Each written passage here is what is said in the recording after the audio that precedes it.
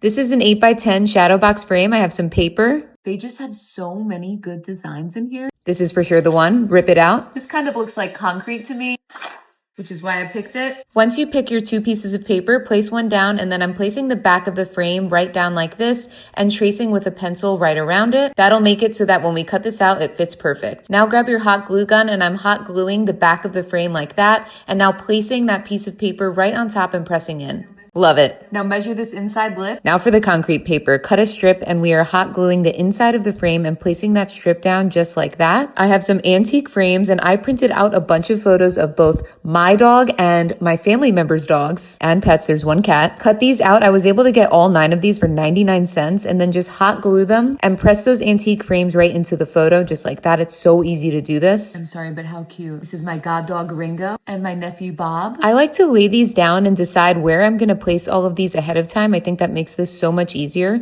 Then you can just hot glue the backs and press them straight in because you know exactly where they're going. And I like to push down good. This is a bag full of mini people. She seems giant compared to him. I think we're gonna go with the big ones. All right, we're searching for the big ones. Dumping out my people. Here we got a good one, and I am hot gluing the feet and pressing him right into the frame. Don't have them looking forward, have them looking backwards.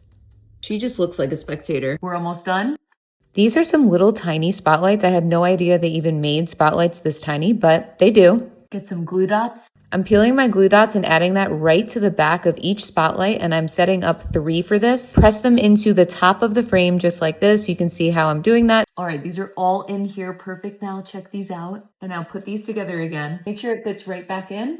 Honestly, I think hell is a place where you just do that over and over again. Why do these have to hurt so bad? Now, I got this made special for this craft. This is the first time I'm seeing it. Hopefully it came out good. Even better than I expected. Now check this out. Brooklyn's Pet Museum. And it has a peelable back. And I feel like you always see these gold plates in museums. So now it's time for me to stick this on. I gotta make sure it's straight and in the middle. I'm just pushing this in really good. This is legit the cutest thing I've ever made. You're not gonna believe how cute this is. You're just not. And now you have my pet museum. Everyone needs one of these ASAP.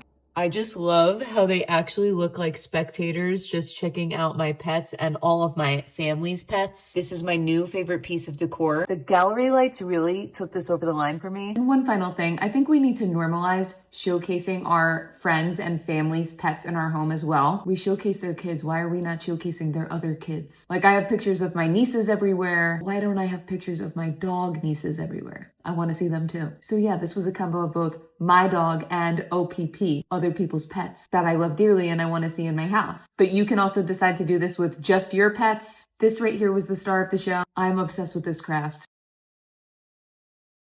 All right, welcome to my tips and tricks section where I go more in depth about this craft. This was such a fun one, maybe even one of my favorites. Now, first I want to tell everybody to check the description of this video for links to everything that I used. And then my little Brooklyn's Pet Museum sticker that I had made up, I actually got special ordered on Etsy and it was very affordable. And for that touch, for me, it was worth it. I want to say it was around $10. Totally not necessary, but for me, necessary.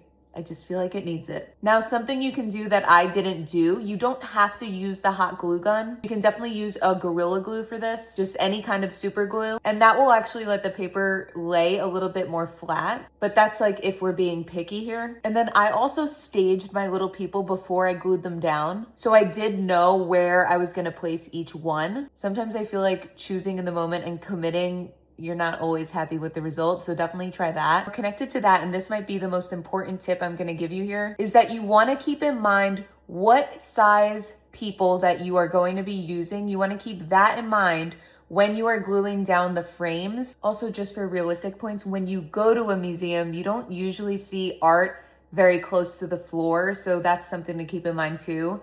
Even if the people don't cover it, I would recommend kind of starting at that 1/3 line from the bottom because I feel like that's just what museums look like. But that's just me. If you want to do that, you go for it. I really love this one. I can't even tell you how much I love it. I'm so excited to have this in my kitchen. And then when looking for the scrapbook paper that I used, I was going for a vintage vibe. I feel like historic art museums always have that really cool regal, outdated wallpaper, or at least that's how I imagine them. So I was going for a very royal looking vibe.